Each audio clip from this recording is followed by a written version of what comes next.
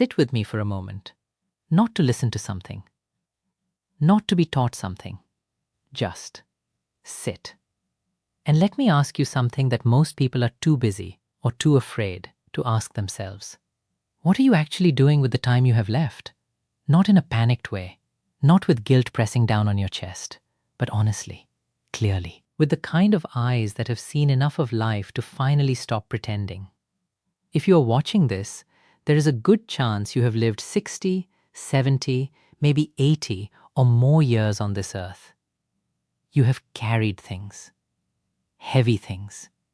You have built a life, piece by piece, through seasons that were sometimes beautiful and sometimes brutal. You have loved people deeply. You have lost some of them.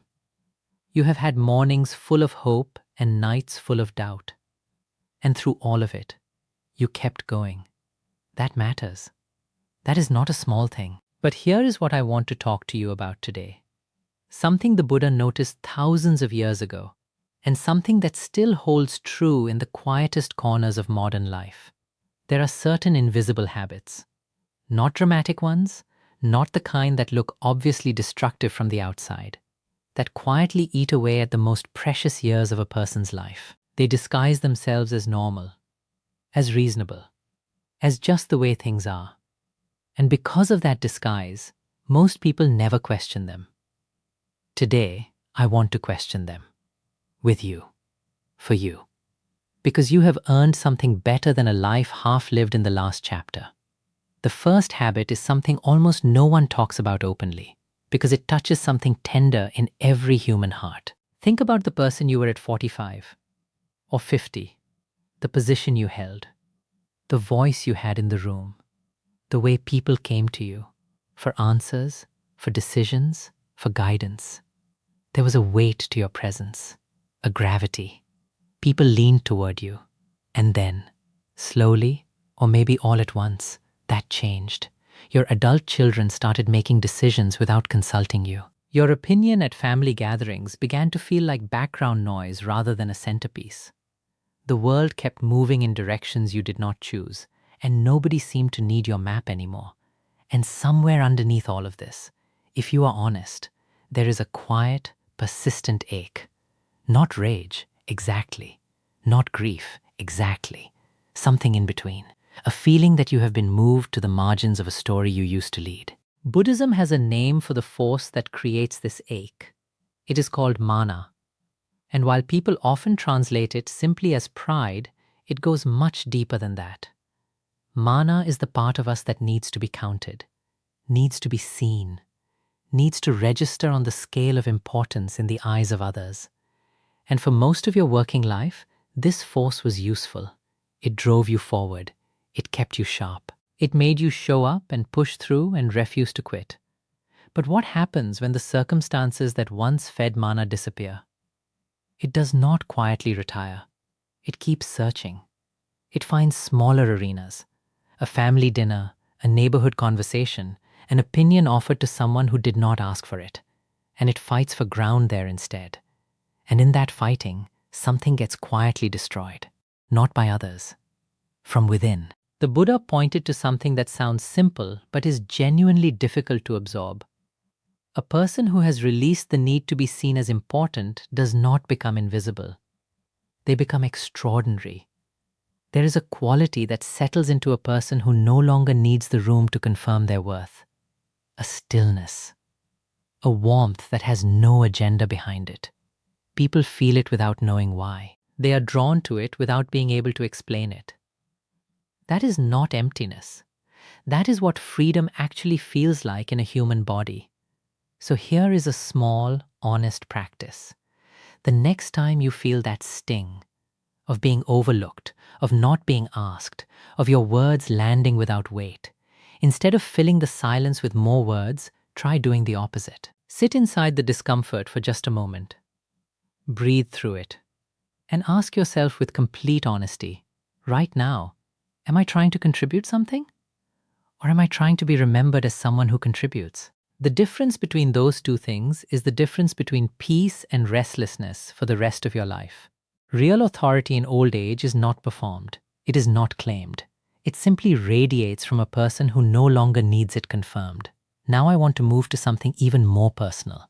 Somewhere in your history, maybe several somewheres, someone hurt you. Not in a small, forgettable way. In a real way. A betrayal that changed things. A moment of cruelty that left a mark. A loss that came from someone else's choice, not your own. And what they did was wrong. I am not here to minimize that.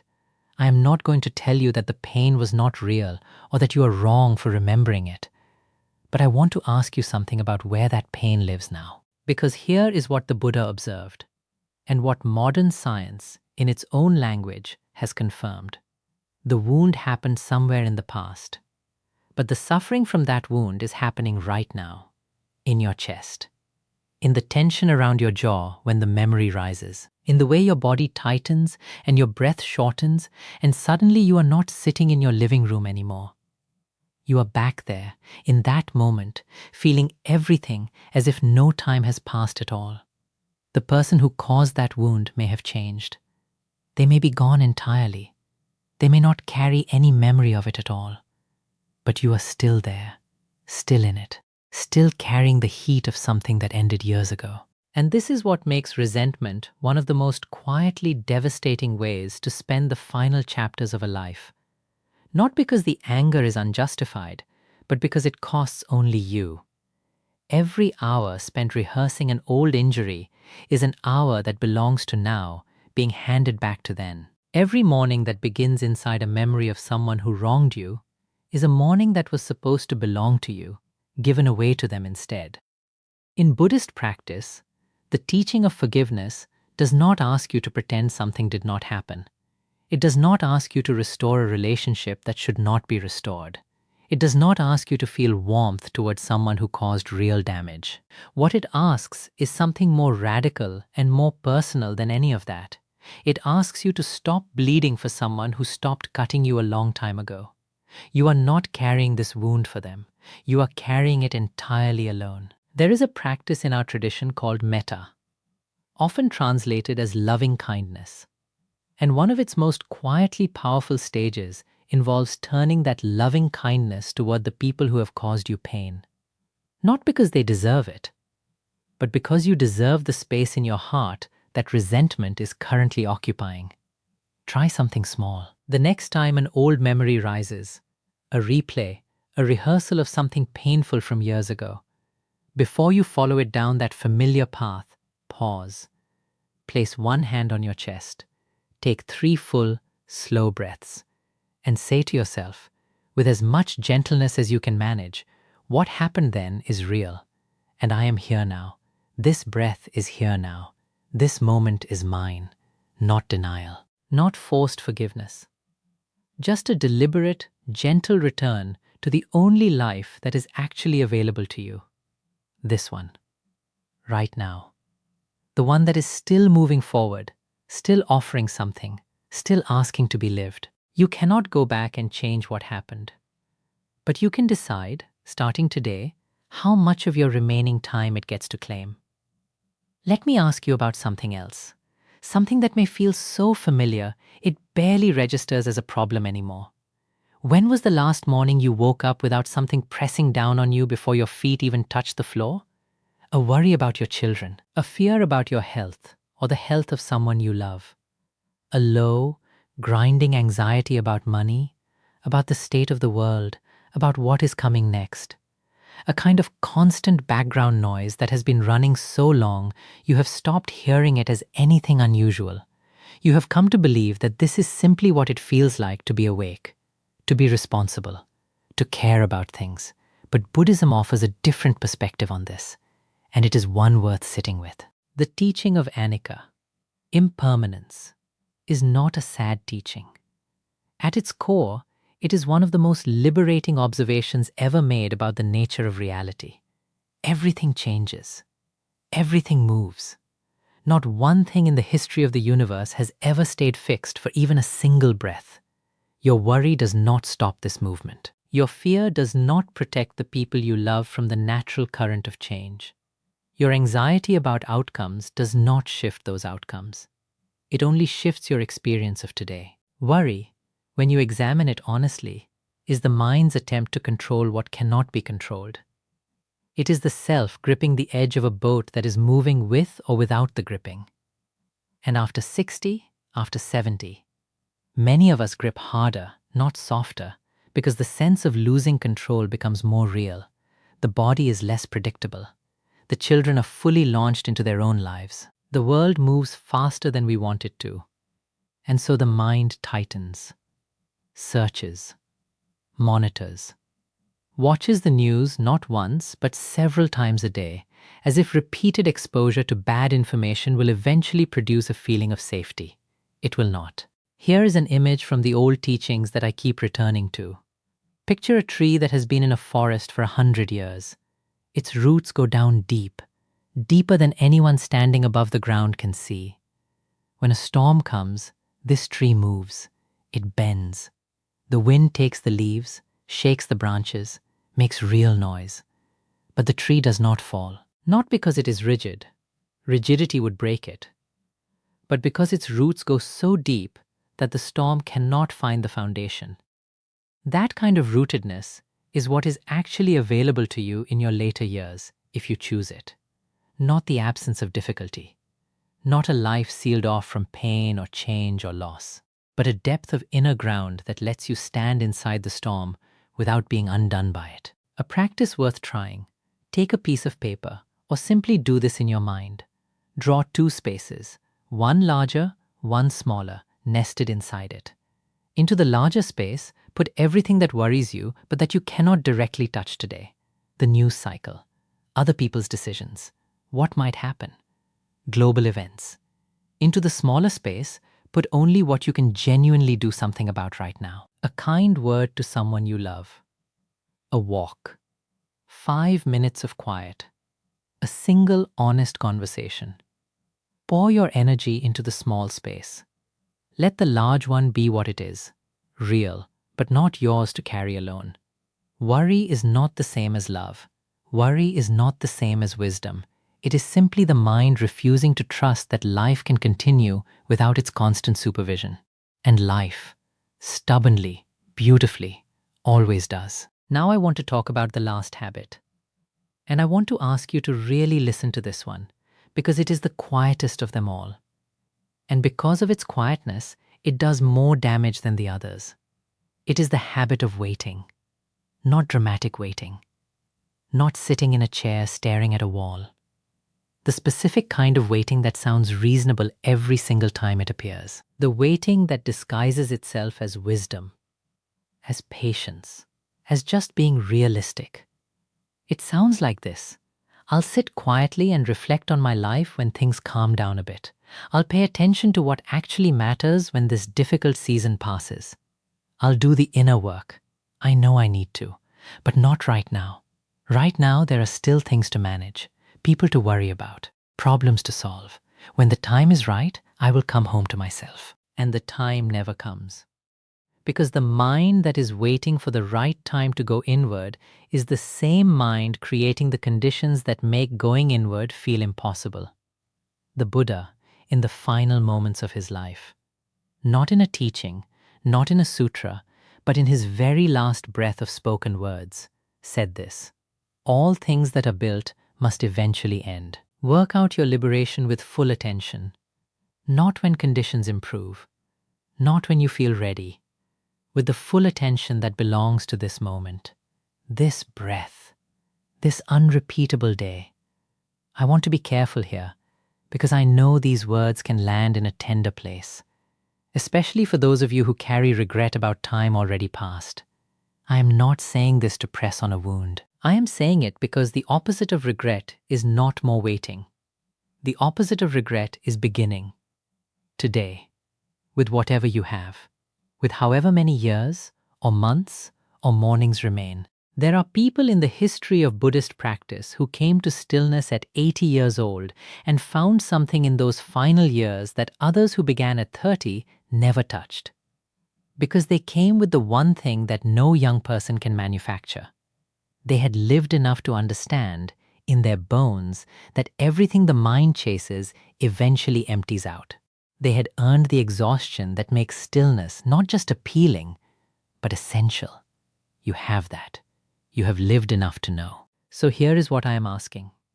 Not for an hour, not for a retreat, not for anything that requires preparation or the right circumstances. Tomorrow morning, before the phone, before the news, before the coffee, if you can manage it, sit somewhere quiet. Sit comfortably so your body is not fighting you.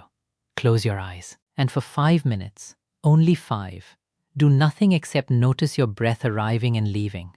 When your mind wanders, and it will wander because that is what minds do, you do not scold it. You do not try to force it back with effort. You simply notice that it has gone and you return. Gently. The way you would bring a child back from the edge of a road. Without anger. Without drama. Just come back. That is the whole practice. 5 minutes. A return. And then, at the end of each day, ask yourself one honest question before you sleep. Not a complicated one. Just this. Did I spend today in a way that I can be at peace with? Not perfectly. Not without the ordinary friction of a human life. But moving, even slightly, toward what actually matters? That question, asked sincerely every night, will change things. Not all at once, but slowly, the way water changes stone. Not by force, but by consistent, patient presence. Let me come back to you, to who you are, to what you have lived. You have endured things that required a strength you probably did not know you had until you had no choice but to find it. You have loved people with your whole heart. You have made mistakes, and you have also done things that were genuinely good, genuinely kind, genuinely worthy of the life you were given. You are not a finished story. You are not a person whose best days are filed away in memory. You are someone who is still here, still breathing, still capable of something the world genuinely needs. The particular kind of wisdom and warmth that can only come from someone who has lived long enough to stop pretending. But these 4 habits, needing to be seen as important, replaying old wounds, drowning in worry that solves nothing, and endlessly postponing the return to your own inner life. These are the things that quietly take what could be your most meaningful years and replace them with noise, with friction, with the exhausting performance of being fine. And the beautiful thing, the thing I most want you to hear, is that releasing them does not cost you anything that was ever really yours to keep. When you set down the need to be seen, you discover that you are still fully yourself without an audience. When you stop feeding old resentments, you find there is energy trapped there. Real energy, your energy, that belongs to now. When you loosen the grip of worry, life does not become more dangerous. It becomes more visible. You start to actually see the morning instead of looking through it at a problem. And when you stop waiting for someday becomes this day. This quiet, ordinary, irreplaceable day. In the oldest teachings, the elders of a community were not considered people who had moved to the edge of relevance. They were considered the still center around which everything else could find its balance. Not because they were loud, not because they held positions, but because they had done the inner work that makes a person genuinely safe to be near, warm without agenda, present without grasping, honest without cruelty. That is what this season of your life is actually for. Not for finishing things, not for marking time, for becoming, finally, fully, the person that all of those years of living were quietly preparing you to be. The door to that is not somewhere in the future. It is not waiting for a better set of circumstances. It is right here, in this breath, in this moment, in the decision, made quietly and without fanfare, to stop spending your time on what no longer serves you, and to come home to what does. You have earned that homecoming. Every year of your life has been moving you toward it. May you find it. May you sit inside it. May you let it be enough, because it is. It truly is. May you be well. May you be at peace. May you be free.